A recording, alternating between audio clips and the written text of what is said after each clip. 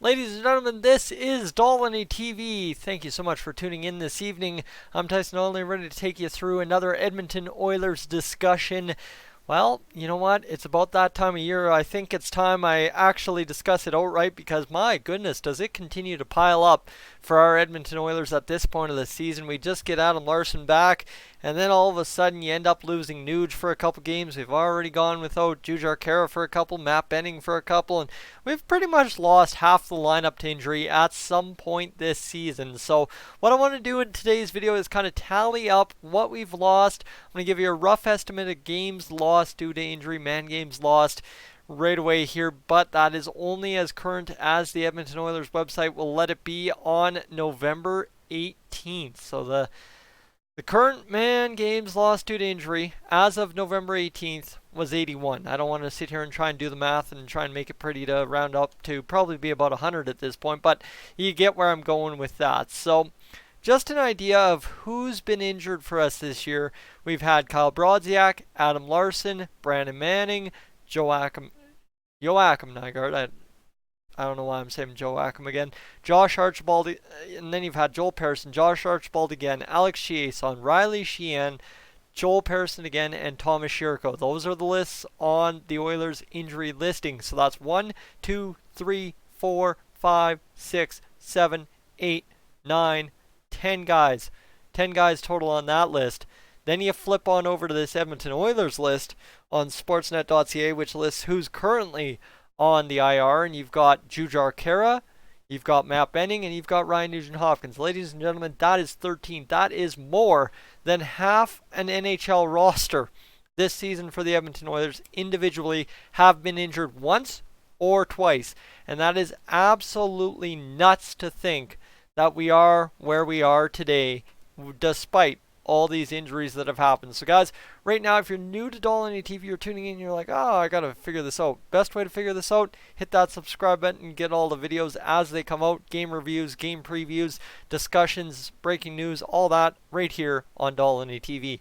Let's get into it though. Easy to go. So, as of November 18th, we had 81 man games lost due to injury.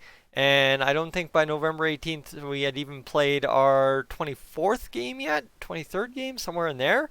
So that's crazy, and we continue to lose games, right? With Jujhar Khaira out of the lineup, Matt Benning out of the lineup, Ryan Nugent-Hopkins now out of the lineup for a couple of days again. That is tough. That is absolutely tough, but that is to a T exactly what we've come to learn about this Edmonton Oilers group, right? Game number 1. We lost Adam Larsson to injury. Game number 1, we didn't have Joel Persson in the lineup, and that's why Ethan Bear was playing game 1 and has played ever since. Is Joel Persson went down for game 1, came back for game 2. Adam Larsson went down. Ethan Bear continued to play. But this group is beyond resilient. That's the absolute crazy part. Because, guys, what I forgot to mention in my post-game wrap-up last night, entering tonight, shall we just go get those season standings, shall we?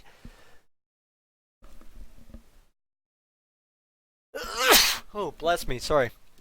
Let me get those conference standings entering tonight.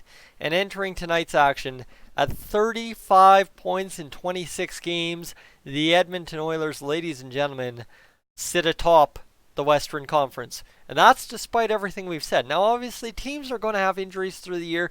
Teams are going to have it tough. That is something. But for this Oilers group, why this is such an important discussion topic for me right now, like this was what I wanted to discuss today from the time the game ended last night, is the simple fact that, you know what, by this time of the year, when the injuries start piling up, that's when the Oilers have already started nosediving like that, and we have not seen that at all this year. You know what, we might lose one, but we bounce back with 2 good games, or we bounce back with a good game, have an alright game, you know what I mean? We keep the train rolling no matter what happens to our lineup at this point of the year. We've been resilient enough to keep things going. And you think about it, right? What has that allowed? That has allowed a lot of guys to get a lot of different minutes within our lineup, right? You think Patrick Russell's played some minutes that he might have not even been able to consider at the beginning of training camp. He was the 13th, 14th forward on this team. Well, then all of a sudden you have the injuries, and suddenly he goes out there, works his tail off, and shows that he is a legit, true, hard-grinding, fourth-line NHL player. Then, of course, you have a guy like Brandon Manning, who was able to step in and take advantage of some injuries in the D-core and get in there and see what he can do, right, with Adam Larson on the lineup. And it was somewhat successful for him as well, getting that goal and just all around kind of impressing a lot of us Oilers fans who had him as a write-off candidate for this NHL season. So that's another guy who came in. Now, obviously, I've already mentioned Ethan Bear, but Ethan Bear, guys, took the opportunity, ran with it, and hasn't given it up yet, and I don't think he's going to give it up anytime soon, because what happened is poor Joel Persson, who looked good, the stats, you know what, maybe not as great, and things not as great overall as they could be for him in the NHL. He's down in the AHL because Ethan Bear pretty much stole the spot that Joel Persson was there to win in camp this year. So that's craziness there. And then, of course, you've had Colby Cave come up, step up, score a goal for us in the NHL. You've had plenty of guys. I think the guy I'm forgetting to mention here in all of this is Sam Gagner, right? Sam Gagner's seen a lot of added role play to his season as opposed to a standard role in the lineup. He's been that guy inserted in when there's an injury or inserted to fill a gap. And normally with the Edmonton Oilers, what we were so accustomed to for the past 2-3 years is stop-gap measures, right? Somebody comes in to stop the bleeding and it just keeps bleeding. Well, guess what? This year we've had plugs in the lineup, good plugs, not stop-gap measures, and plug seal or hole sealed. Lineup carries on. We win. We get our guys back. We continue to win. It's a miracle. It's by all means a miracle, but it's a testament to what Ken Holland and Dave Tippett have done as a very good management duo, right? Head coach, general manager working in sync to basically field the best team possible every day. And I think what you have to say right here is there's an article on EdmontonOilers.com right now. Holland speaks on the Oilers' early success, but let's just get this quote from Ken Holland this afternoon. Certainly, he, Dave Tippett, has been everything I could have hoped for and more. He had 1,200 games of experience before he came here, and he knows exactly what he wants to accomplish. Well, ladies and gentlemen, we are accomplishing it at 35 points, 16, 7, and 3 record right now. The Edmonton Oilers absolutely going out there and doing it. But that's the crazy part is, like I said, normally when we've had the circumstances we've had, we are so inclined to see the drop off in play, things fall apart and just absolutely become misery by this time or Christmas time every single season.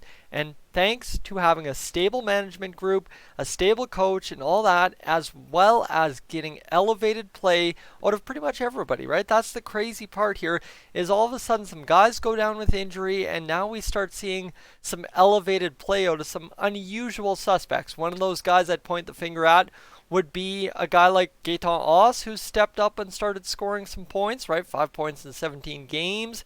And then you have a guy like Sam Gagner, as I mentioned, who's clutched up several times for us. And, well, you think, right, 4 points in 10 games for Sam Gagner. Actually, that's a shocker to me. And then, of course, Marcus Granlund, a guy who's been our 13th, 14th forward for 5-6 games this year, depending on how you look at it and when he's inserted and kind of stuff. He's had 4 points now, and we've needed him to step up in the past few games, and he has, right? Obviously, you take Nuge out of the lineup last night. That's one big weapon, and you need somebody else to score a goal. Well, Marcus Granlund gets in there and scores that goal. His third in the week, granted, but still absolutely fantastic to see that it's the next man up theory for this Edmonton Oilers squad. And actually one guy I am missing that is a defensive replacement that I did not mention is Caleb Jones. We do have Caleb Jones filling in the role for Matt Benning right now. So it's just absolutely incredible to me that we can lose this many games to injury. We can shuffle the lineup as much as we have. But at some point, this Edmonton Oilers team turned a corner with Holland and Tippett and said, no, you know what? The years previous of crapping the bed just because we got injured no longer flies. Next man up, let's go. and that's worked with Sam Gagner so far, and it's worked with several guys, right? Ethan Bear, obviously, the best example of next man up this year. Do I even need to remind you what Ethan Bear's stats are this season? 4 goals, 4 assists, and 8 points, a -3, and he is, by all means, on the quote-unquote top pair because, yes, Clefbaum plays a lot of minutes every night on the power play, so not directly the top pair, but 1A, 1B, Clefbaum, Jones, Nurse, Bear. Absolutely fantastic. So, guys, what do you think? What do you think about this Edmonton Oilers next man up theory that's absolutely blowing my socks off? Guys, this is beyond anything we've seen, and probably one of our biggest keys to success so far this season has been the fact that the Edmonton Oilers, when the going's gotten tough, they haven't been too scared to go out there and step up somebody else. And if it has to be Connor and Leon, it has to be Connor and Leon. That's why they've got letters on their chest, and that's why they are the best players in the NHL.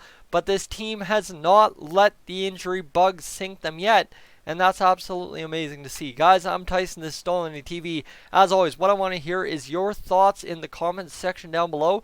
And if you've taken the time to listen to me for all 10 minutes and you're like, man, you know what, maybe it is time to subscribe to Tyson, well, hit that subscribe button.